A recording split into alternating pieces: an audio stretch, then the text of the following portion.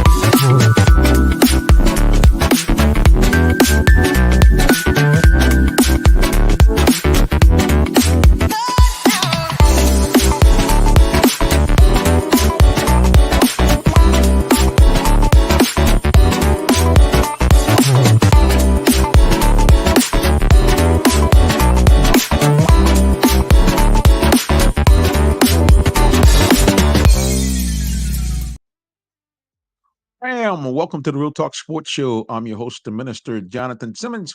We thank God for all those of you who are watching us here on various platforms, including YouTube, Facebook, and Twitch. Also on the Roku channel, which is our Roku channel is, let's make sure I got it right. You actually got to go to Tiki Live, and we are broadcasting on the Phoenix Entertainment Group channel.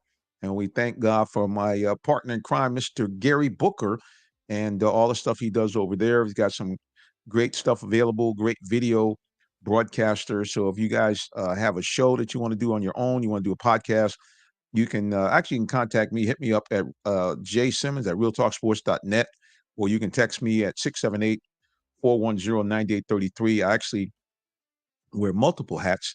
I do some marketing and sales for WIGO 1570, also for the Phoenix Entertainment Group. And of course, my main job is with Allen Vigil Ford Lincoln, who is, of course, our title sponsor for high school football. We appreciate them and appreciate that all they do for us. So big shout out to them. And so before I get any further, I also want to do this. Big shout out to those of you who are watching us on the replay, those of you watching on demand, because we know that most of our listens come later on in after we broadcast the show. So we appreciate you for doing what you do. Because like I said again, man, without you guys, we could not do it. We have a pretty good show here tonight. Tonight could be tonight where you guys are. We got a pretty good show. Obviously, when we come into Saturday Sports Update, we're coming after Friday Night Lights. Big, huge game up in Mill Creek, and we're going to have our cameraman / on the scene reporter Jason Huttinger come on and talk to us about that game. We also, later on in the broadcast, continuing our theme with high school football, we're going to bring on the Stevenson Jaguars, who I don't want to say upset, but certainly shocked the world with a dominant performance in their win over Miller Grove. We're going to talk to the head coach and hopefully a couple of key players as well. And of course, you know, we always end the broadcast with the Falcons. We're going to try something new today. We're going to do what they call Falcons Flashback. We've invited a former Falcon to join us, and hopefully he'll be able to join us in the 10:45 time period. And so we can kind of review the Falcons because they have a big game coming up here against the Washington Commanders. And we look forward to seeing if the Falcons can go to 4-2 and continue this march to what I think will be a season that will find the Falcons back in the playoffs for the first time since 2018. And that's my story, and I'm sticking to it. Before we get all this good news, well, you always know that we got a little, I don't say bad news, like nothing tragic has happened, unless you're a Braves fan. The Atlanta Braves, I'm not sure what happened. I don't know if someone fell asleep at the wheel, but the Atlanta Braves, unfortunately, are out of the playoffs. Yeah, they were unceremoniously bounced about out of the playoffs for the second time in a row by the Philadelphia Phillies, and really, I mean, just a bad. I mean, don't be wrong. They had a great season. Okay, so I don't want to take away from the season, but it's like you guys heard me say repeatedly on this broadcast: if they could not win the World Series, the final win the World Series, to win the World Series to some degree, this season was really, I hate to say it, kind of a bust. I mean, seriously, I mean, because at the end of the day, you won 104 games. You were the best team in the major leagues for almost the entire season. And to be in a situation where you cannot get past the Phillies in the first round, man, that I mean, that's kind of it really is kind of poor. I mean, I'm not trying to, yeah, I am trying to. I mean, it's just bad. Bad. It's a bad situation, man. The Braves should have won this series. There's no way they should have lost this series to the Phillies. Now, we do know that the Braves had some problems with pitching. We do know that the Phillies match up with them very well, but I don't care. The Braves had a equally good record at home and away. Matter of fact, it was like perfect symmetry. They're 54 and 29 on the road, 54 and 29 at home. So I didn't care. To me, I didn't care whether they played, in Philadelphia, in Atlanta. This is a game that the Braves. Excuse me. This is a series that the game should. Lord have mercy. I'll be able to speak English hopefully before the end of the broadcast. Yeah. So this is a series they should have won. I don't care what anybody says. This is a series they absolutely should have won. It was there for the taking in front of them. So I don't know what happened. Well, here's what I'm gonna do. Like I said, I was gonna wait to the high school football segment, but I see he's hanging out in the our virtual green room. So I'm gonna bring on my ace cameraman and on the scene reporter, Jason Hunnigan. Jason, welcome back to the show, sir. Good morning, Jonathan. Good to be back on the show. And yeah, we've had a lot going on in sports the last few days. Wow, but I mean the disappointment is what I mean, the Braves, what on earth? I mean, what a terrible end to what was really a phenomenal season where they won 104 games. They just showed us nothing against the Phillies. Scottie Pippen once said, "It ain't a thing without a ring." And that's kind of the way the Braves are. You have a great season, you win over 100 games, but in the end, you only make it in the first round of playoffs and you get beat out by a wild card team. That just doesn't show. And that's the second year in a row that happened. That just shows that, there might be some real problems with how the Braves play in the postseason. They have a great team. The good news is a lot of these players are on contract for the next 4 to 5 years. So hopefully they can just keep, getting more experience and load up and do it again next year. That's the only thing we can say right now at this point is, maybe next year will be better for the Braves. Yeah, so it really was a tail of the tape, just like a boxing match. The Braves, if you look at it, they were a team that were, let's face it, they tied the major league record for most home runs in a season for a team, 307. But at the end of the day, the Phillies out homered them. I think it was 13-3 or 13-4, if I'm not mistaken, in that series. And guys that had monster years for the Braves really did nothing. The only guy really in that tremendous lineup that they had, that really kind of showed out was Austin Riley. I mean, Yes. he was the only guy that really kind of held the flag, for the Braves. The rest of the Braves players did not show up. I look at, um, look at a guy who is probably going to be the MVP this year in Ronald Acuna. I think he was 3 of 14, for the series, and you just can't do that. I mean, it just was. I don't get it.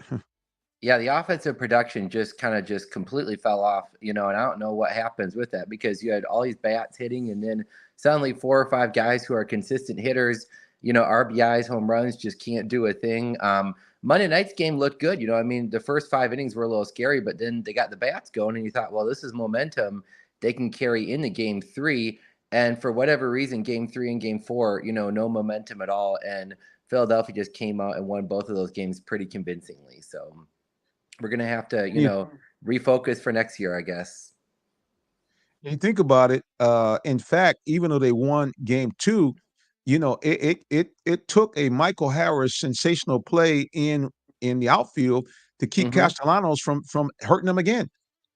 Yes, yes, no, it did. It was an amazing game. I was actually at that game on Monday night, and the entire stadium was sitting rather tense for the first 5 innings because we were like, "Oh no, here we go again. It's going to be like Saturday." And then we had that big play, you know, where they're able to score that first run right there, and Acuna was able to get that run around and get in there, you know, and then we had a couple of the home runs, and yeah, the end play was totally amazing. Everybody celebrated like we won the World Series, and it's just like more good things to come. But then after that, you know, just couldn't carry in that momentum on the road at all. So, you know, we saw some pitching that maybe didn't quite go the way we wanted it to. Spencer Strider took a huge blame for Game 4, saying he was responsible for that and the way he pitched. I thought Spencer Strider pitched halfway decent in the series. We just need some run production to back him up, you know. So I think it's the 5 bats, you know, Olson, Acuna, Albies, not being able to get anything done. Riley was a rare bright spot on the team, but it's just too bad. There's a great opportunity this year for the Braves to be good, and anyone who is saying the Dodgers would be a tough matchup, I mean, we would have had the Diamondbacks in the next round. So it was really opening up well for the Braves. It's just disappointing when they can't get it done. And you know, all I can say is maybe next year we can get things going in the Yeah, postseason. let's go to social media here. Let's take a peek here. Our good buddy from down in Washington, D.C. areas, Donna Jones says good morning to both of us. And she says, shows off to a great start. And she said, yeah, I really thought that the Braves were going to give the Phillies a run for their money. But yeah, Mm-hmm. just Yeah. it's just like I said, very disappointing to see, you know, how that series ended out. And you know, it's what I said, and I've said repeatedly about the Braves. The Braves, unfortunately, as great as they have been Mm-hmm. over the last, you know, 20, almost 20 years, this is a team that has, this is not their first rodeo of disappointing their fans both here and across the nation. With all of these Eastern Division titles, matter of fact, I think winning a record 14 or 15 in a row, and with a total now, I think, of 6 World Series appearances, maybe even 7, the Braves have only won the World Series twice. That's it. Yeah. And in all those years, they've actually only gone, you think of 20 plus times, they've only gone to the World Series 6 times. Well, and oftentimes eliminated in the first round. And so at the end of the day, you know, the Braves are going to have to find a way to. I hear a lot of guys here in local sports, like on 92.9 and other stations, say the Braves seemingly at times lack the clutch gene, that Mm-hmm. ability to perform at their best, you know, when it's most needed and when there's the most amount of pressure. And so it seems like that's something they're going to have to do. And I don't know. What do you think they need to do to, you know, get over the hump? Now, don't get me wrong. We don't want to take away from their magnificent run in 2021. But I will say one thing about that team. That team had the type of players that the Braves normally don't get. As a matter of fact, Atlanta teams don't get. They had some Mm-hmm. guys that were kind of a little rough around the edges, some guys that had a little extra swag, some guys that were a Mm-hmm. little flamboyant. But those guys, I think, kept the Braves loose. I think they kept the Braves with a certain amount of swagger and energy that you need sometimes to, you know, win in postseason play. They also had Freddie Freeman, and that was kind of a veteran presence. And you wonder if, with all these young players, if maybe the Braves do need a veteran in their lineup. You look at how Bryce Harper came out and shined in the series. As much as I can't stand him, he knows how to win in the playoffs. So maybe the Braves need somebody who's got some experience. You know, in football, something like this happens, we immediately start looking at the coaching. I think Brian Snitker is a great manager, but some people are questioning, you know, is he able to get the guys to win? And would there maybe need to be a change at management with a different manager for the Braves to get them winning? So a lot of decisions I think the Braves are going to have to make. You know, Liberty Media Group that owns the Braves, they have the 8th highest payroll in Major League Baseball. Some people said maybe we need to pour more money into it when it comes to pitching, maybe get a better starting pitcher, get a better starting pitching rotation where we could come in and we could have some stronger pitching going into the playoffs. I think it's that. I think it's bats. I think as these guys get more experience, they're going to get better at playing in the postseason. So that's going to be a key. I think last time the Braves were in the postseason, some of the guys on their roster were injured and weren't even able to play in the postseason. So this is a team that still is getting experience in the postseason as they keep going. So I said, hopefully next year things will be better. We'll just keep an eye out for what changes the Braves do decide to make in their organization to make them a little bit more winnable. Let's go one more time to social media here, looking at our good buddy Donna Jones. What changes do you think the team or the Braves organization will make after the season? I think Jason, you hit on that a little bit. You know, talking Mhm. about you know, some of the things they need to do in terms of pitching, which has been for the last couple of years kind of suspect in comparison to their, you know, their starting lineup that they put on the field. Mm-hmm. Yes. Yes. The starting pitching is a lot better this year. Just sometimes, they're not maybe getting the number of innings out of those guys they need to. The bullpen also looks like it's getting stronger too. So it's just things they just need to kind of keep working on going down the road. I think some veteran presence might be a key going into the postseason if they find somebody who's a real playoff veteran. When you just look at these teams that are in the postseason, you look at their lineups, they're full of veteran players. So that might be a key for the Braves, depending on who they decide to sign, next season and put on the team. Yeah, again, just to recap here as we go to a break, Braves 104-58, best record in the major leagues. They beat out the Phillies during the regular season by a staggering 14 games and beat out the Marlins, who also did go to the playoffs by 20 games, but yet they could not find a way to win more than just one game in a 5-game series against the Phillies, and they find themselves out. And yeah, they're going to have to find a way to do much, much better. Let's take a look at the postseason stats really quickly. Like I mentioned, Austin Riley was the leader. He batted .353, 2 home runs, and 3 RBIs. Ozzie Albies had the best on-base percentage at .353, which is well below what the top Braves did during the year. And of course, Austin Riley led the Braves in hits with 6. He had 6 hits and 17 plate appearances. And here's the tail of the tape right here, boys and girls. As like I said, we're going to just delay the break for just a second. Matt Olson, who led the league in both home runs and RBIs, 54 homers, over 140 runs batted in for the series against the Phillies. 4 of 16, 1 run scored, no extra base hits. He batted .250. Ozzie Albies, a guy that hit 34 homers, I believe, during the regular season. He did great, again, on-base percentage, but only 1 RBI, 4 hits and 15 plate appearances. And then a guy who's probably going to be the MVP of the league, Ronald Acuna. Well, that's the most telling tale. Just 2 hits and 14 plate appearances, a paltry 143 batting average. He had only the 1 single and 1 double. He had 1 stolen base. That's it. Excuse me, 2 stolen bases. But again, the dismal performance by Acuna and by Matt Olson, their 2 big boppers, I think pretty much sealed the deal. So that's it, guys. If you look at this Braves team, that was a story. The team batted for that. Now, you're not going to believe this stat. The team batting average for the series was 186. They didn't bat 200. This awesome juggernaut couldn't even bat 200. So the only change they need to make is these guys need to find a way to play better in the clutch, because the numbers during the regular seasons were staggering, and the numbers during the offseason, during the postseason were staggering. Couldn't even bat 200 against the Phillies bats. All right, we're going to take a quick break here. We'll be back with more of the Real Talk Sports Show in just a minute. Don't go anywhere, please. Thank you so much. That's right. We'll be back.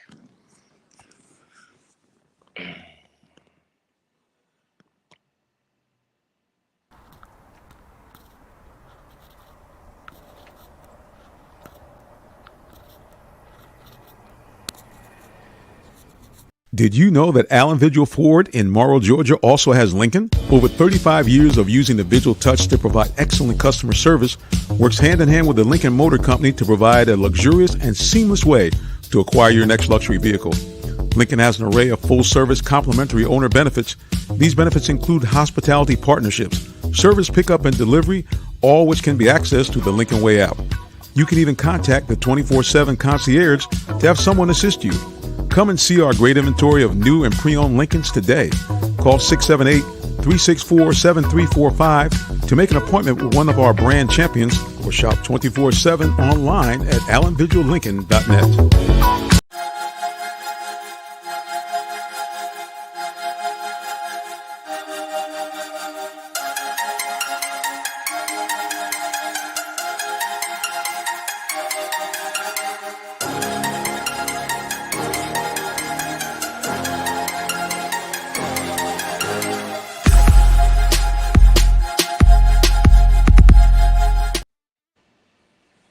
All right, guys, we're back here with the Real Talk Sports Show. I'm your host.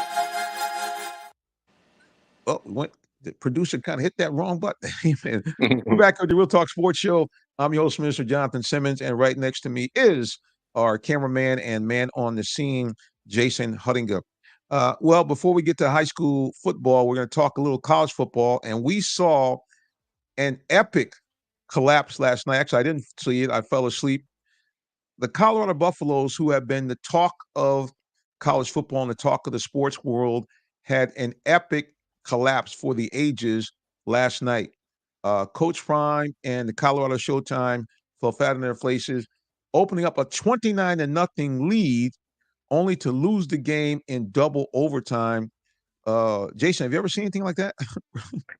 Yeah, I know. Coach Prime was very honest with the media after he was taking the blame for that right here, and he understands, how his football team is still developing, and they're maybe just not quite there. He definitely has come out as a flashy coach and everything, and he's okay with taking responsibility for that. But yeah, no, that's a sad thing for sure. I mean, you have a big lead like that, and then a team's able to come back, and you're able to get a win. I didn't stay up for all of it because two overtimes with a game that kicks off at 10 o'clock means a very late ending. But yeah, it's just something where I think he's learning.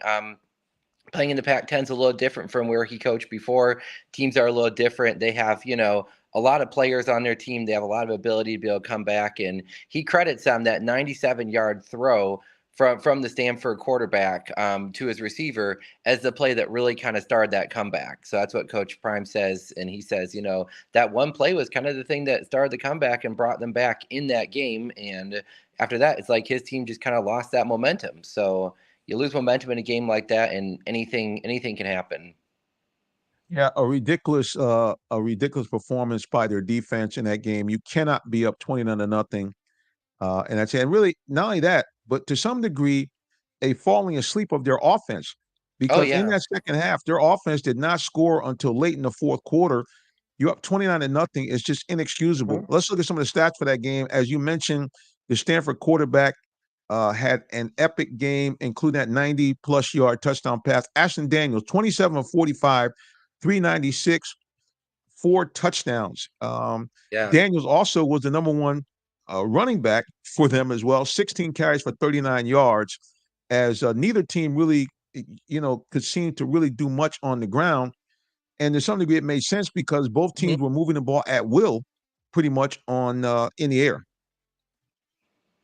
Yes, and you go back to what was the offense doing for Colorado? When Stanford started coming back, the offense had scored that many points to start the game. Why can't they score more points? Why can't they put a team away? So when you have claps like that, you lay blame on a lot of different things. Unfortunately, kind of like the Falcons in the Super Bowl. You used to look at both sides of the ball and you're going, something's wrong with everyone on a game like that. So too bad for Colorado. They had some great momentum at the beginning of the season. Then they ran into some roadblocks with USC and Oregon, and we'll see how they shape out. They got more great games in the Pac-10 coming up this year, and hopefully they can get bowl eligible. I think it would be great to see this team in a bowl game this year and be able a chance to see more of these players. Shedeur Sanders, Travis Hunter. They're definitely an exciting team to watch.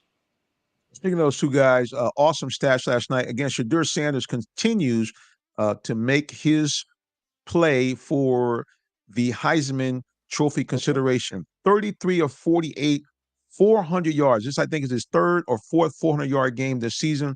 5 touchdowns versus only 1 interception. He also led Colorado in rushing, 13 carries for 37 yards. Travis Hunter, a guy we're familiar with here, the Metro Atlanta area, playing for Collins Hill. He was back in uniform, and once again, he is showing everyone why he also could be in the running for Heisman Trophy.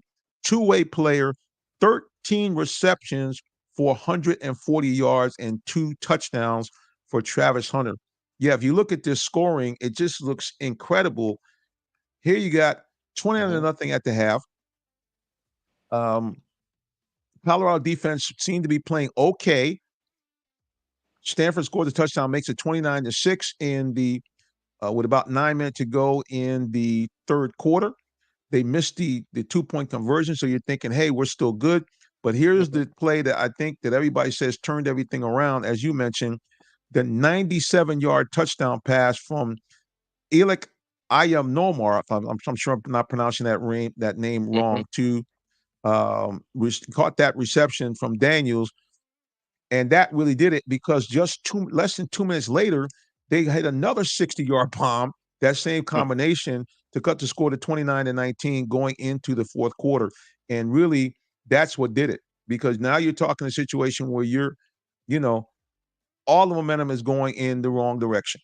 Every single Right. bit of it. Hmm. Every single bit of it. So it just really is puzzling to what happened. And then, of course, you know, they score a touchdown after the lead was cut to 29-26, and you're thinking, okay, they're all set now. We're good to go.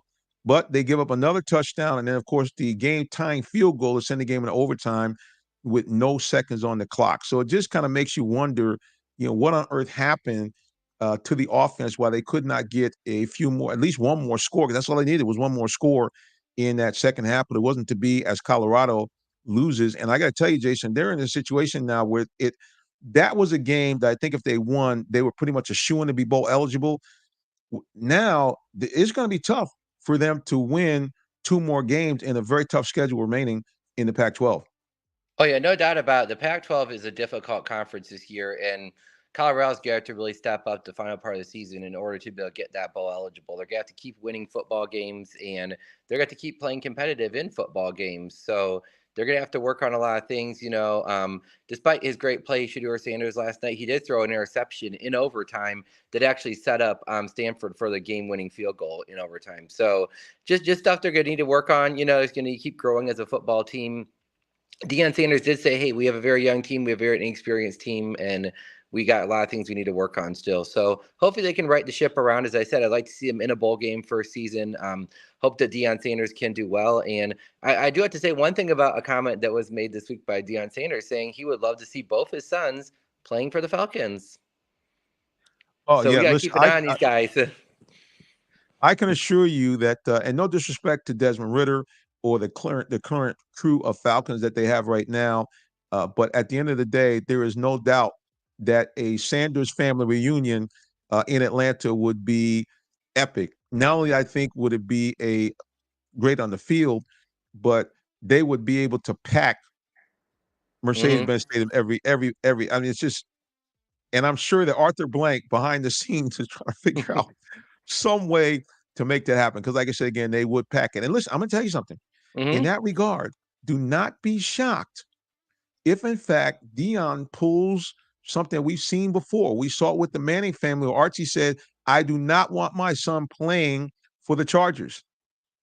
And the Chargers were forced to make a trade, which allowed Eli Manning to go to the New York Giants. And of course, 2 Super Bowl wins later over the great Tom Brady. And you saw what happened. Same thing with Peyton Manning. It was like his dad was like, nope, I don't want him to go there. We saw it with John Elway back in the early 80s.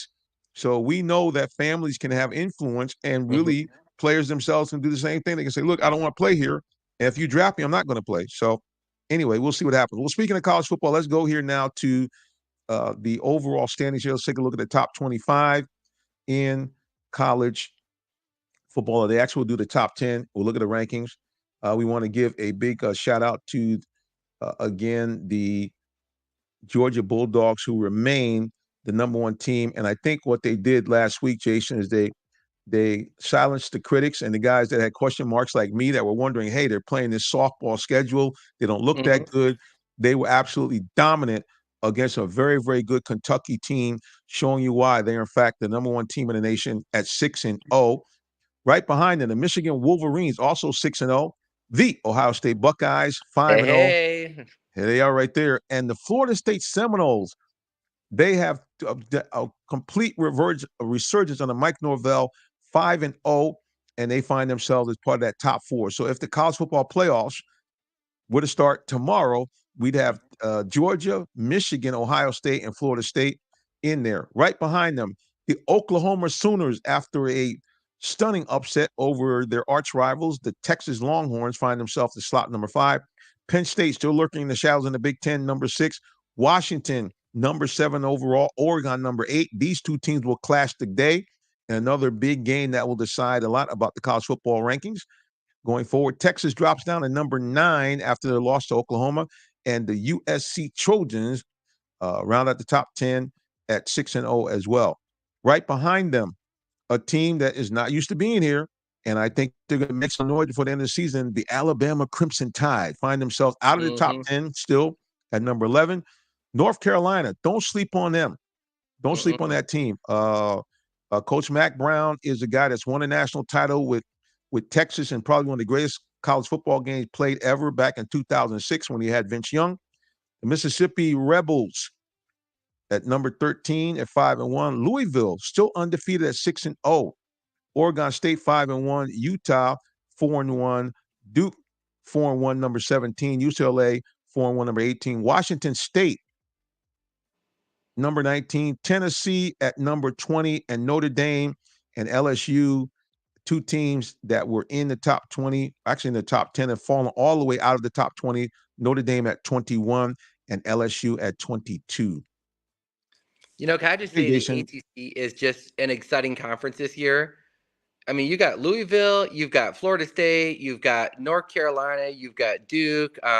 Just really a surprise how good it is, and you look at Louisville, how they beat Notre Dame. It's like, well, who else could they beat this year? So looking forward to some really great football coming up out of the ACC conference this year. And who's going to win the ACC conference? You don't know. It's just going to be it could be really exciting down the way. I saw on College Game Day today, I'm watching that. They're on Oregon versus Washington. They're talking about how Louisville reminds them a lot of TCU last year, who went to the national championship game. So keep watching ACC. It's good stuff. Of course, Georgia Tech, great win against Miami last Saturday. So there's some real playmakers starting on that team. So the ACC might be one of the most exciting conferences in football when it comes to who might win it this year.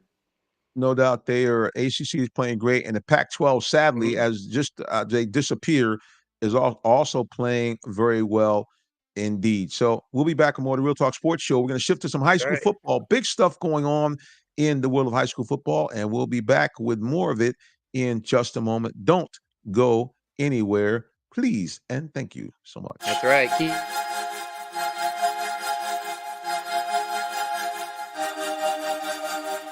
Hey, sports fans, tune in for live high school football Fridays, 7:30 p.m. on RealTalkSports.net. Check out your favorite Metro Atlanta teams as they do battle on the gridiron. It's your high school game of the week, live streaming free Friday nights on RealTalkSports.net. For more sports coverage and great sports talk, catch the Real Talk Sports Show Tuesdays, 8 p.m. on YouTube, Facebook, Twitter, or Twitch. Brought to you by Allen Vigil Ford in Morrow, a business giving back to their community. Give them a call at 678-364-3979 or check them out online at AllenVigilFord.net.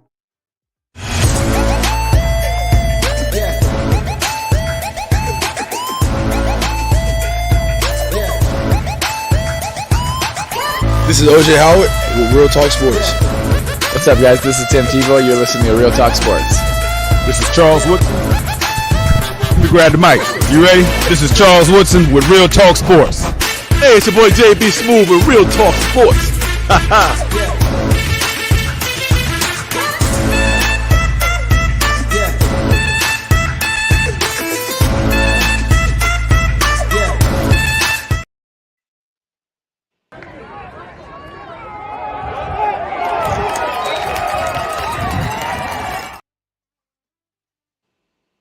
Again, we thank all those of you who have joined us here on the broadcast. We appreciate you very much for tuning in. Remember, you can follow us anywhere on social media. If you would, please follow us at Real Talk Sports, the number 7.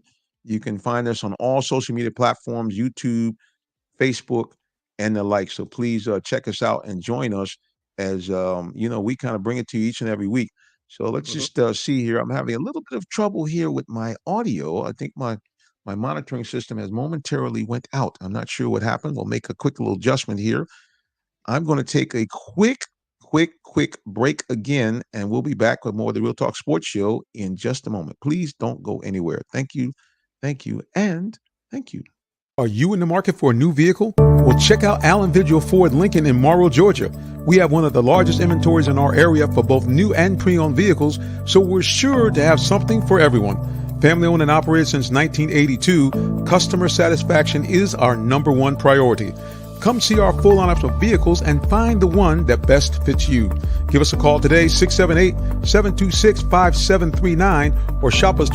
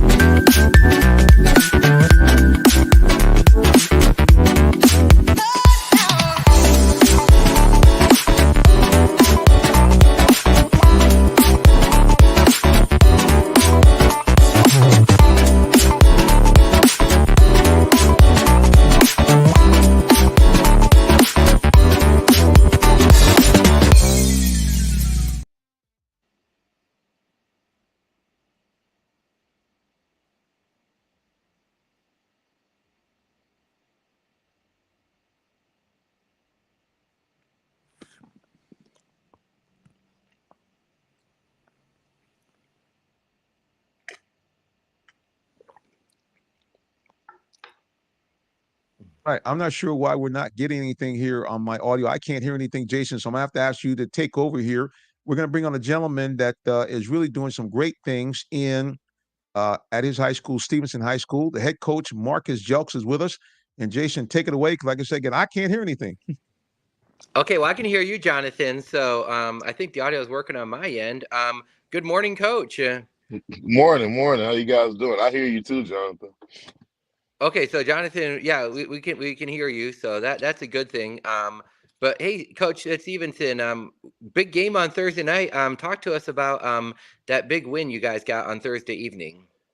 Definitely a big win, man. Anytime you can get a win in the region, it's a great thing. And so big win, you know, it's Miller Grove, you know, team that's not too far away from us in terms of proximity. And kids always get fired up for that one every year. And so it was a great win. We were able to celebrate some of the things we did really well throughout the week. You know, it was good to see those things show up on Thursday night. Mhm. And you know, again, it was a good win, man, for the team and the program and the community. Now, where does this kind of shift the landscape with DeKalb football? With this win right here, where are you guys kind of overall in the county right now? I don't really rank the teams in the county. But Mhm. you know, if I had to say we're number one team in the county, Mhm. we did take on Arabia Mountain earlier this year. We dropped that game for the first time in school history. But just in terms of the county, um, you know, we like to see ourselves as the upper echelon of DeKalb County.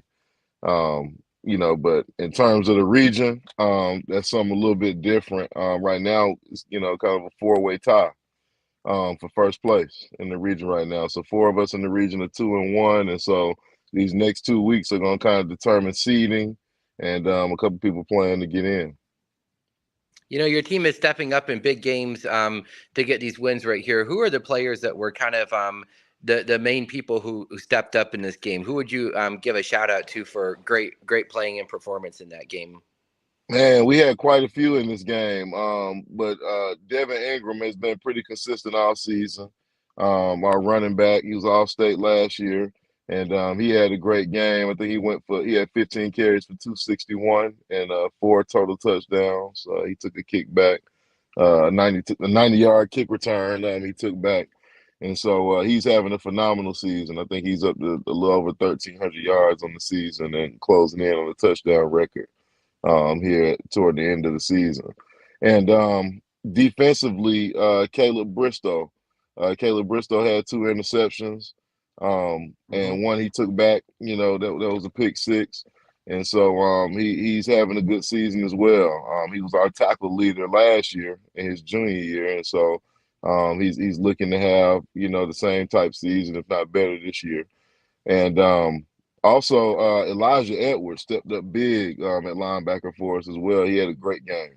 And so, you know, another senior that's playing inside linebacker for us that had a great one.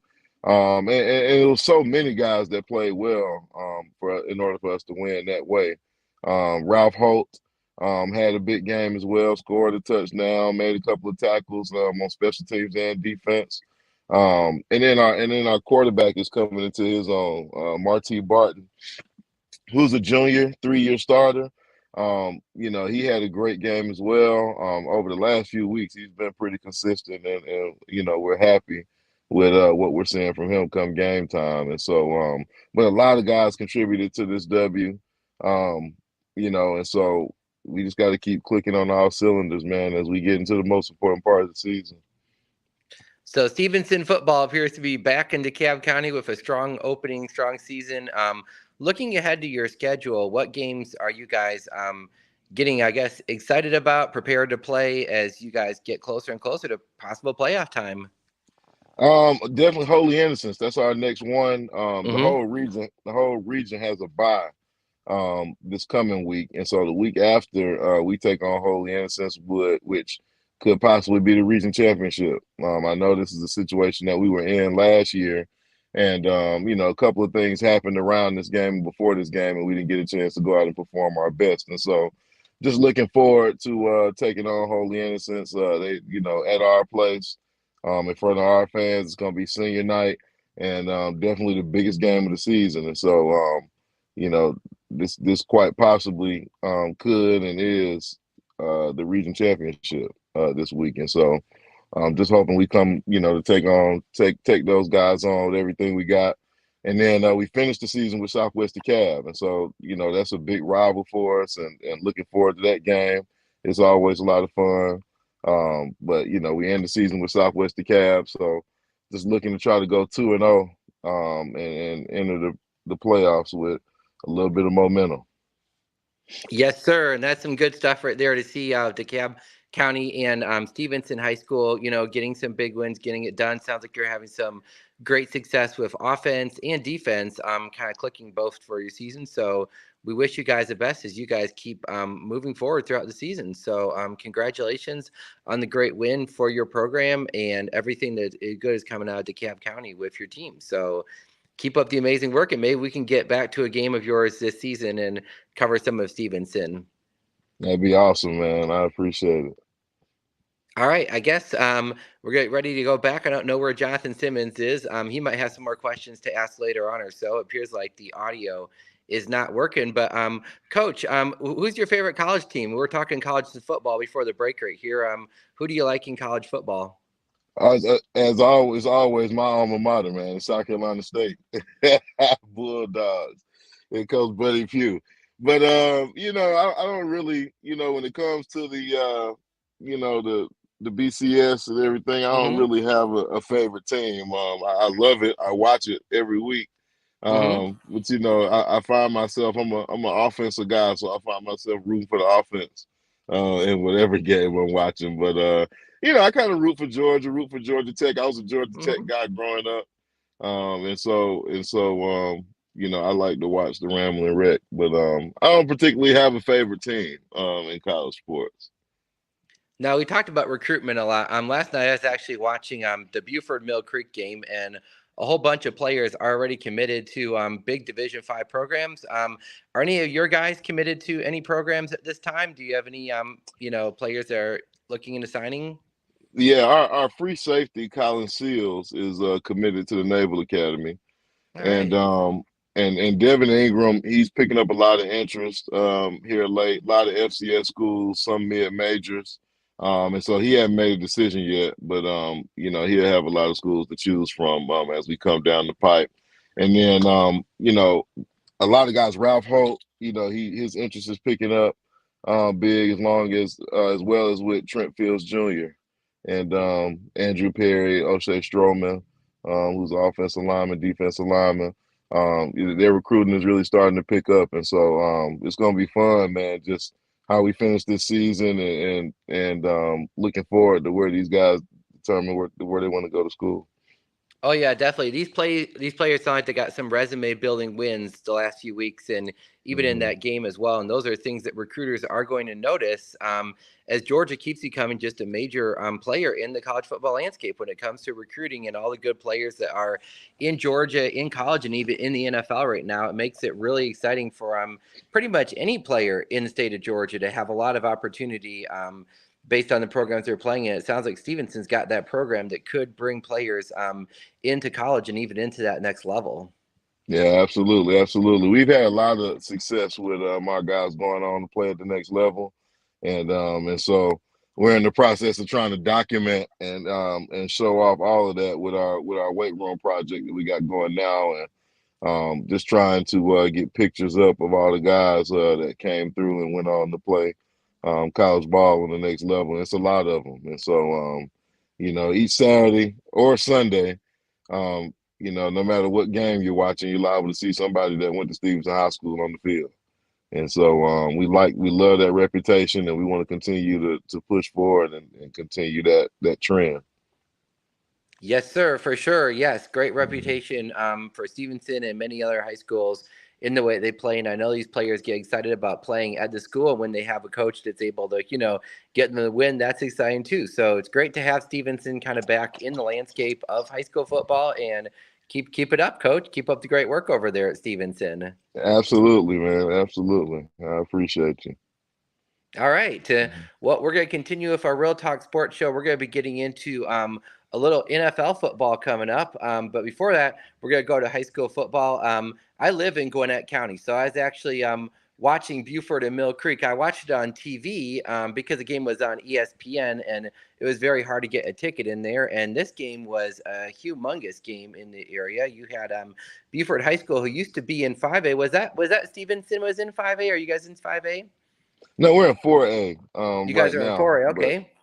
All right, yeah, so but once Buford, upon a time, they were in 5A, and they kind of just went undefeated season after season. They kept moving them up and saying, when are they going to find competition for these guys? So they moved them up, and they put them up against Mill Creek last year. And guess what? Buford was able to beat a Mill Creek team that was undefeated. And last night was kind of a little bit about revenge for the Mill Creek Hawks at home against Buford. Game was on ESPN, and boy, we saw a really good one. Jonathan, are you back on audio?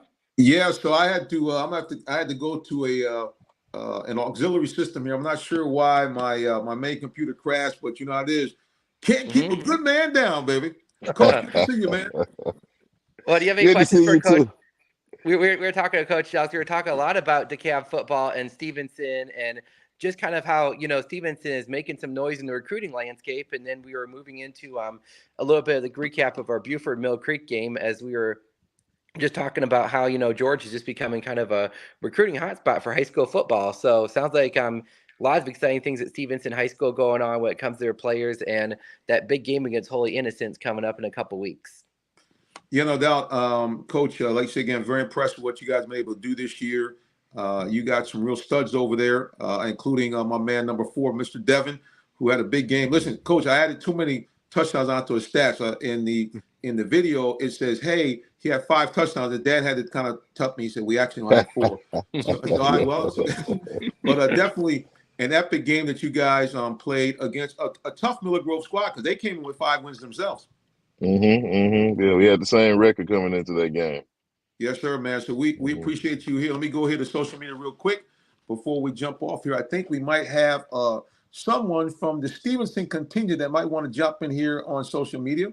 Yes, we do. We have the young lady who I believe is over your touchdown club, Miss Clarissa Blackman, says, "Go Jags."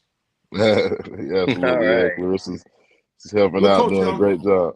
Like I said, man, we appreciate all the stuff that you have done. We look forward to covering you guys as we go forward in the region.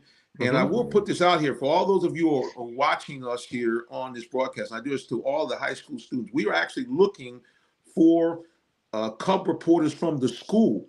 One of the things we want to do is really expand our reach with high school football. So if you guys listen to me, I know you have some Stevenson parents that are listening. Please, if you have a young person that wants to get involved with the media, we're not just some ordinary internship. We're going to put you on the air. We're going to let the kids get involved with the whole production. So please hit me up. Let me go ahead and put the information on the screen. You can hit me up via email at jsimmons@realtalksports.net. Or, in fact, you can just call or text me 678-410-9833. Let me get this banner off so you guys can see it, those of you who are watching. There it is right there, 678-410-9833. You can hit me up. We'd love to have your student, college student, high school student. I'll even take a few OGs. If you want to join us, we'll do it. And like I said, we'll have a great time and great fun here on the broadcast. Now, Coach, before you leave, Holy Innocents, is that on the road or are you guys playing at home? We're playing at home. So, yeah, we had to go there. We went on the road last year. And so we're excited about getting them at home.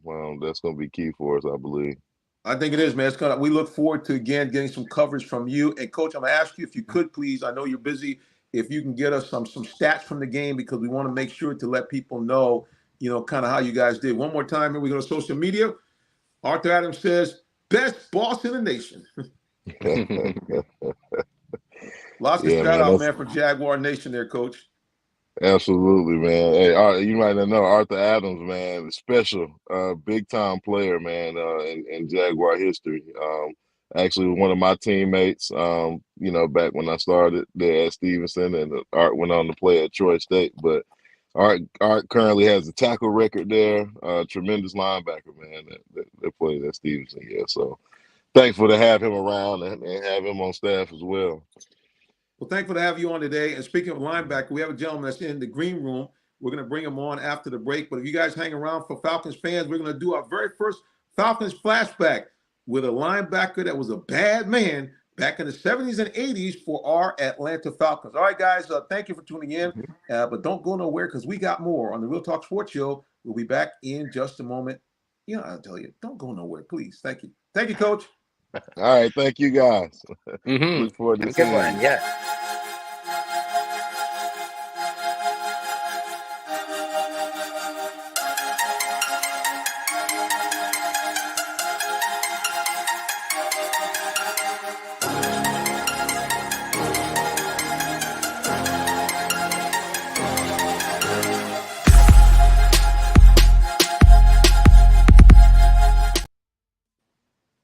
All right, everybody, we're back here with the Real Talk Sports Show. I'm your host, the Minister Jonathan Simmons, and you can see right there next to me is our camera guy and all-around good guy, Jason Huttinger, who you often will see on the field, and also you will see his great highlights that he does as well. I'm going to go ahead and get my cursor set up here. There we go, my mouse. I can do this a little bit better here. Guys, I told you I was going to bring on a new segment because, we cover the Falcons. And we wanted to make sure to kind of do something a little bit different. Unlike you guys, I'm a bit of an OG, I should say. And before I do this, I can do this one real quick. So the coach's wife popped on right at the end, and she said, "Good job, honey." Mm-hmm. So we appreciate her. Like I say, guys, for those of you who are, kind of grew up as recent Falcons fans, you're not aware because of obviously they went to Super Bowl a few years back. And, we certainly know they went in 1998. A lot of you guys are not familiar with the fact that Falcons have playoff teams before that. And this gentleman here played on one of the best defenses actually in history. And he now is doing some great things here in politics in our Atlanta area. The man himself, the much awaited arrival of Dewey McClain is in the building. Dewey, what's going on, man? Hey, Jonathan, just glad to be here, man. Just one of those days you just got so much going on, and the team is getting ready to play tomorrow, and I'm excited, and I'm just glad I couldn't play in this era. They got too many rules and regulations. Well, speaking of that, Dewey, tell people a little bit about what it was like, obviously, to play in an era which was a lot different. 70s and 80s, you could do some things that if you try to do them now, they'd probably arrest you. Not only arrest you, but I think they'd arrest you. They take your money, and they kick you out the ball game. You wouldn't be able to play, and a lot of other things. But the 70s and 80s were good time. You had the head slap. The head slap didn't come out tonight. It was still around. You had the bull rush to the throat. You could crack back. You could, 2 or 3 people could block you at one time. So now it's all one-on-one, mano on mano. And I think I could still be playing if we'd have had these rules right now.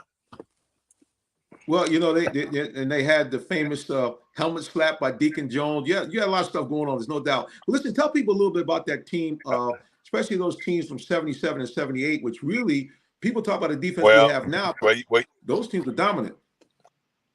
Well, we had good defensive players. You had Pennywell, you had Rollin Lawrence, Frank Reed. You had people that played hard. When I say played hard, they played to make sure that we enjoyed the game. So what I'm saying to you is that when 78 was the Falcons' first playoff game. We beat Philadelphia. Right. Philadelphia, we always had Philadelphia's number. But I think Philadelphia has our number in baseball. But we had their number in football. So I know I had to go there because if we could beat Philadelphia, we could be nobody else. We could beat Philadelphia. So I think they're paying us back. But that Christmas Eve in 78 was our first playoff. The 80, we thought we were going all the way because we had Dallas. All we had to do was just beat Dallas because the next team was Philadelphia. And we know we can beat Philadelphia, and we kind of shot a wad. Coach Bennett to this day, I tell him a prevent defense only prevents you from winning. It doesn't do anything else. It prevents you from winning. It don't help you win. It prevents you from winning. So but those guys did well. You know, Bartkowski played well. He had an offensive line that was second to none with Jeff Van Note in the center, R.C. Thielman and Dave Scott at the guard, and Mike Ken and Warren Bryant at the, on the tackles. He had a machine. He had protection. Mm-hmm. Yeah, unlike Matt Ryan, yeah, he really did have some protection on that team. And that team, it's funny because I talked to one of your teammates. We hope to have him on next week, William Andrews, and he said the same thing. He said, "Man, we had that because you guys, if I can remember correctly, in that game, you guys were up, I think, 24-6 in the third quarter. I think over Dallas." Yes, we were. In fact, that's one of the things we all talk about. We all talk about that because I only say that we talk about it because when we lost to New England, we only had 18 points, 19 points. They had 25. So Right. So that was kind of like, okay, you all topped us from 1980, but it took a while. But they topped us. Yeah, so what you talk about that team and you talk about the components on that team. It really seemed that was a really well-balanced team, both offensively and defensively. Like you mentioned, you had a lot of guys, yourself, Curry, a bunch of other dudes that really were able to get after it on the defense. But tell us a little bit about that offense because you guys had to play against them in practice every week. Well, and that's what I was trying to tell you. When you got those five right there, Van Note, R.C. Thielman, Dave Scott, Mike Ken, and Warren Bryant, and then you got the running backs like, Lynn Kane, William Andrews. You got a machine and wide receiver. When you got a wide receiver in Alfred Jenkins, you got and Junior Miller was the number one draft pick out of Nebraska, the big tight end, big 6'6" tight end.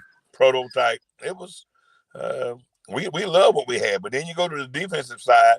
You got you had Pennywell, you had Al Richardson, Joel Williams.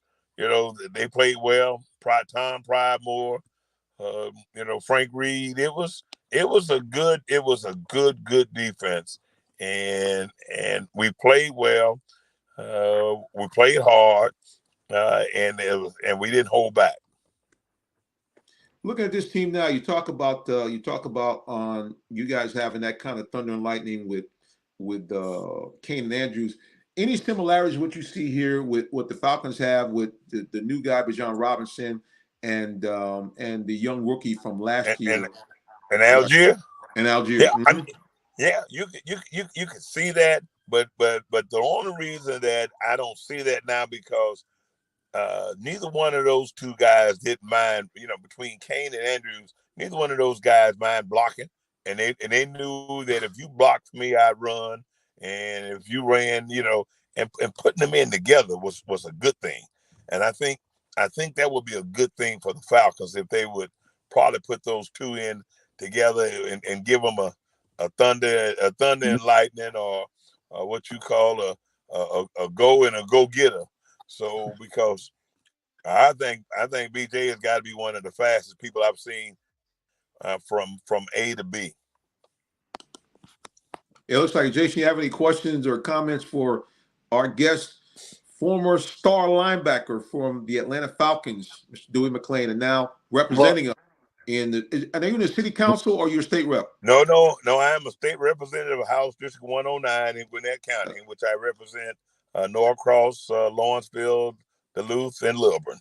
So, yeah, this is my 11th year coming up. So, I've been in the house long and I played pro football, so I can appreciate that. Well, I live in Lawrenceville, Georgia, so you might be my representative. I didn't know, being from Gwinnett County or so, but yeah, it's great to have you on here. Linebacker, you look at the Falcons the last few years, and our big struggles have been on defense. This year, some great free agency signings. Our defense is playing much better. What does our defense need to do to kind of get to that next level? Well, I think I saw it a little bit more last week. They were all getting to the ball. You all 11 of you got to get to the ball. You can't rely on one person tackling. And I think that was our biggest thing. Was what we did was we all got to the ball and we all wanted to hear our name with the tackle. And whatever part we could grab of a person, we did. And I think that's what has to happen. That they all got to be they all got to hold their assignments, one, and two, they all got to get to the ball. Let's go to social media here. One of our good buddies owns a great restaurant up in Cummings. Sully, he said, "Oh, shucky ducky." Sully back in the building, and he just get a long McLean. That's how he used to shout you out, bro. We used to go to the game when he was a little kid. That's how he shot you out, bro. Well, all I can say is that some people enjoy watching me play, and some people says, "Oh, Dewey's gonna just get a whole bunch of penalties today." So so I just tell the truth, So it just depends. Dewey, how many sacks did you have? Did you sack any of the the big name Hall of Fame quarterbacks that you had in the 70s, 80s? From Jaworski to Hayden to Kenny Stabler to Roger Staubach. In fact, my first interception was from Roger Staubach. So, Wow. I shouldn't say my first. My only interception, Roger threw me the ball. So yeah, I back in the day they didn't keep hardly sack stats, but if you look at 77 and 78, I was the number one nickelbacker in the league, which I didn't know until about 4 or 5 years ago. And somebody showed me an article and said, "Dude, did you know about this?" And I said, "No, but I'm glad to know about it now." Sullivan said that back in the day, he used to call you Mr. Trouble. Yes, they did. Yeah, because they knew that I did cause trouble.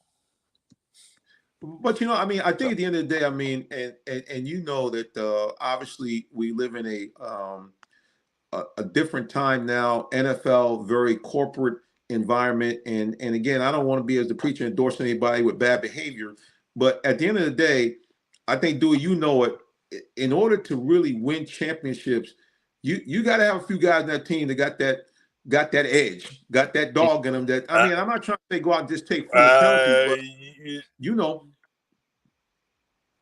that dude. You got to have some mean. You got to have some mean guys on offense and defense. More so on offense, because whatever it takes for you not to let you touch my quarterback, you got to make sure you can get that done. And on defense, you got to make sure that you can put fear in the heart of some of those offensive players to make sure that you can get those things done. And we had those players. Right. Back in the early 70s, we had Claude Humphrey, who and Mike Lewis, who ran the middle, and they ran it. Don Smith out of Miami. They ran it, say Earth to Smitty, and Jeff Yates. And you just couldn't believe the players that we had, and how hard. I didn't want to play against them. Mm-hmm. Sometimes you got to have that big nasty in the offense. William Andrews, same thing. I didn't want to tackle William in practice. You can't go to the next level unless you are nasty. Look, man, still one of the most watched YouTube videos for Falcons clips is the video where William ran over Ronnie Lott. Now you're talking about a Hall of Famer, guy that was known for laying the hits, but man. Yeah, and you were talking about it, but it's the best defense that you never heard of on YouTube is probably one of the biggest things that people are talking about, because that was a defense that had more sacks, allowed fewer points, fewer yards than any other NFL team. But the only problem that happened was we didn't win. And if you don't win, it doesn't help you. I'm gonna go ahead and put this on social media here so everybody kind of knows what he's talking about. They had a nickname. They were called the Blitz Grits. The Grits Blitz. Grits Blitz. Let me get it straight. The Grits Blitz. Yeah, the Grits Blitz. Yeah, Jerry Glanville had a defense. We put all 11 men on the line, and we just opened the house. The fact of it is, if you got behind us, okay, but if you didn't, but it was called the best defense you never heard of. Yep, no doubt. Let's go back to social media here as we get ready to wrap the program up here. Okay, we got a question actually from social media. Our man Todd, he got a question for you, Dewey. It says here, he says, in your opinion, what do you think about the idea about the quarterback Ritter not being named the captain on the team? Well, I would say one thing that I was a little disappointed in that, one, but two, being named a captain, that's something you got to earn. You have to earn that. And I think that if Ritter keeps playing the way that he's playing, he'll get that C on his chest next year. But you got to earn a captain. You look at some of these freshmen coming, they should call them freshmen, but some of these rookies coming in with the C on their chest, they didn't earn it. They got it because they was a #1 draft pick. Second person pick, first person pick, third person pick. But Ritter wasn't a first and he wasn't a second, but he was a third round. But he's earning that. And I think he'll earn that next year. Mm-hmm. Well, dude, listen, man, we appreciate you joining us, taking time out of your busy schedule. All right. Well, thank y'all very much. I hate to go off and leave y'all, but anytime, Jonathan, y'all call me. And you'll have a great man on next week with William Andrews. Because, boy, he can. Okay. You're surely right. You're surely right. Yes. All right, dude. Appreciate you, man. God bless. All right. Dewey. Thank you. See y'all, Jason. All right. Bye. Well, Jason, great stuff there with a Falcons legend, a hard-hitting linebacker, Dewey McClain was there as well. And yeah, man, he just that team. A lot of people don't know that 77 team actually statistically is considered the greatest defense of all time, even better than the 2000 Ravens. Let's go to social media real quick before we wrap it up here. Sorry we couldn't get your question in to Dewey, Todd, while he was still here. But H.C. Hardy says Deion Sanders definitely was a talent, but Bobby Butler mentioned him. And then he said, yeah, let's not forget Alfred Jenkins was a great wide receiver on those teams. Yeah, Jason, I mean, a lot of people, I tell people you have to do this from Google research, but between 77 and 80, the Falcons really did have some really outstanding teams, dominant defense. And in 1980, it really was a lot like the Falcons team that went to Super Bowl in 2016. They had everything. They had a great offense led by MVP quarterback Steve Bartkowski. They had Alfred Jenkins. They had the outstanding tight end. I can't call his name right now, but he just passed away not too long ago. And then that defense was stellar. But again, just like the Falcons of our day, they could not get it done. Like I said, they had a 24-6 lead against the Cowboys and squandered that away and ended up losing that game 30-27 and losing an opportunity to go to the Super Bowl.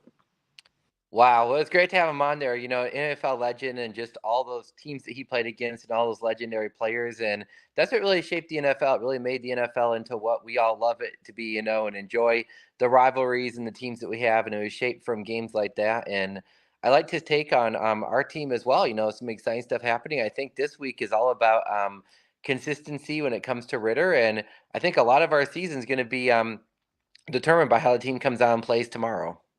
Look, man, it's no doubt, man. At the end of the day, I mean, obviously we're not necessarily looking for him to throw for 300 yards every game, but I tell people really, to me, it's very, very easy. The formula to the Falcons winning, they didn't do it last week, but they still won, is that they need to rush for over 100 yards. I'm thinking the magic number is probably like what they averaged last year, about 150. And we need Ritter to throw for somewhere between, 200 and 250 yards. I think if the Falcons do that, this is a team that should win double digits. This is a team that should give the Saints a run for their money as far as the NFC South, and a team that should get to the playoffs.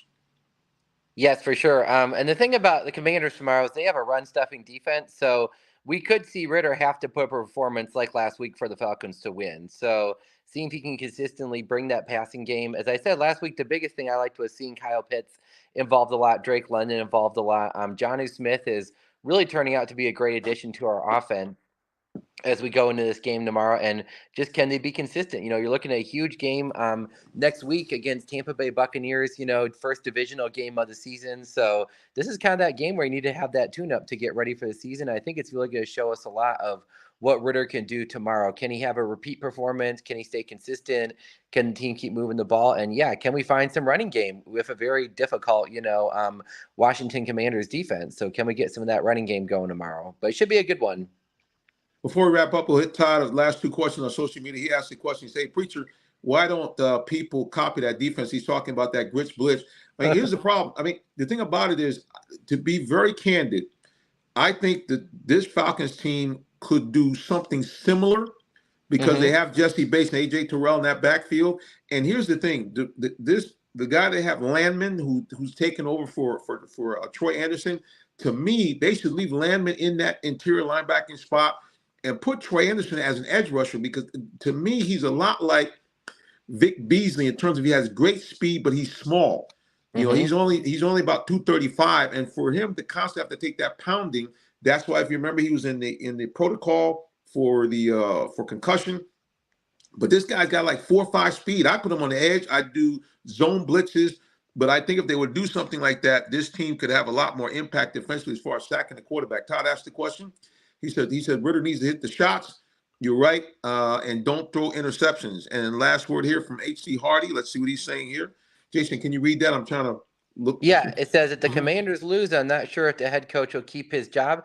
I think you're right, HC. I think this is definitely a proving game for the Falcons moving forward and how they're going to be able to do during the season. I do know I don't remember a lot of football in the 70s. Wasn't really around there at the time. I've seen some clips. I think now the game has evolved to a point where we have so much faster delivery from quarterbacks. We have more screen passes. So doing an overall blitz every single down maybe doesn't work as well, just because quarterbacks can get the ball out so fast. So you have to be a little bit more patient. You have to play coverage. You have to play zone. You know, you have to be able to move those defenders around in order to be able to do that. And sometimes, you know, you're just playing to stop that short pass play, you know, trying to get in those receivers' faces and stop them from catching the ball. So the game has evolved a bit from the 70s and 80s to what it is now.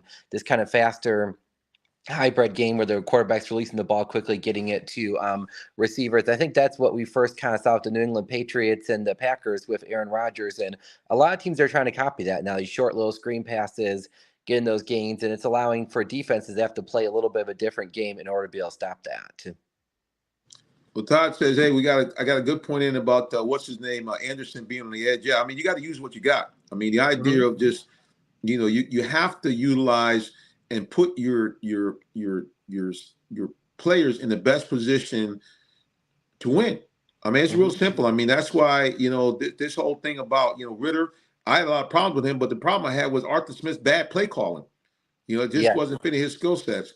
And Todd, you got a big, Jason, you got a big compliment from our man Todd. He says, Jason makes great points. Where has he been? Well, I'm getting on the show now. As I said, I was a guy behind the camera for a bunch of years, doing the videos and stuff. But I'm also an avid football fan. I'm an analyst. A little about me: I'm a diehard Ohio State fan because my dad went to Ohio State, so I love the Buckeyes. I went to a game against Georgia, so you know, that didn't quite go the way I wanted to. So I'm a little sore towards University of Georgia, but I know they're our state team, so hey, I try to follow them, keep up with them. But I am a Falcons fan. I did grow up in the Midwest, so I cheer for the Vikings for a little bit. I was even a Lions fan for a few years, so I know Tree. She's on Tuesday night. She's a Lions fan as well. I lived in Cincinnati, so I do like the Bengals.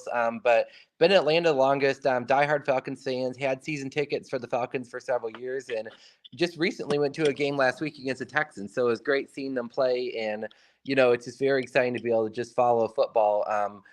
College, high school, and NFL. So as I said, we got a lot of great things going on this year with our team. If we can just get some more games and we can get some consistent play out of Ridder, and I think this will really be kind of telling for how our season is going to go after this game tomorrow. So, I mean, we got the great guy, Bijan Robinson, amazing running back. I don't know if you saw this, Jonathan, but those guys actually checked out a high school game last week. They were at last night. They were at Mill Creek High School. Bijan Robinson, Desmond Ridder, and Drake London, and it just shows just how good our football is in our area and just the state of Georgia when it comes to recruiting. So follow these guys in high school, watch them in college, and then just enjoy their careers as pros. That's just kind of the way football seems to be going. No doubt. Yeah, we had the great privilege to actually interview the star quarterback from Buford. And you guys can go to our Instagram page and see a clip of that. We also got a chance to interview the star linebacker who had a great game from Mill Creek as well. So, again, go to our pages, and I'll put it up one more time before we sign off. Remember, on social media, anywhere, we're Real Talk Sports, the number 7. We keep it simple. I don't care where you go. It's right there. You can follow me at Minister J. Sim. Remember, if you have a great sports story, we'd love to have you on the air with our show. Hit me up, jsimmons@realtalksports.net, or simply text or call me at 678-410-9833. All right, guys, you know, as the real preacher, I always want to encourage you. If you don't know the Lord Jesus Christ, your personal Savior, please, man, please get to know him today. You see all the crazy stuff happening on in Israel. time could end quicker than we expect. So the only way that you can leave here and go to heaven, you must repent of your sins and believe that Jesus Christ died and rose from the dead. Because if you do, two great things happen. Number one, you become a citizen of the kingdom of heaven. And number two, you become an adopted child of God with all the rights therein. That means you now can have God as your actual heavenly parent. Ask him for anything that you need or desire, and according to his will, he'll give it to you. And number two, when you leave here, you go to that happy place called heaven, where it's beautiful. It's sunny all the time. You never die. You never get old. There's no pain, no pandemic, no bad people anywhere. And you now see God face to face. And you avoid that nasty place called hell, where all the things that are in heaven won't be in hell. It's dark, dreary, bad people everywhere. Most of all, you cut off from God and Jesus Christ, all the people of love forever and a day. I don't know about you, but I like option number one instead of option number two. All right, guys, until the next time when we see you again, you know how we do it. God bless you and have a wonderful rest of your day or evening, whichever may apply. So long. That's right. Thank you for watching.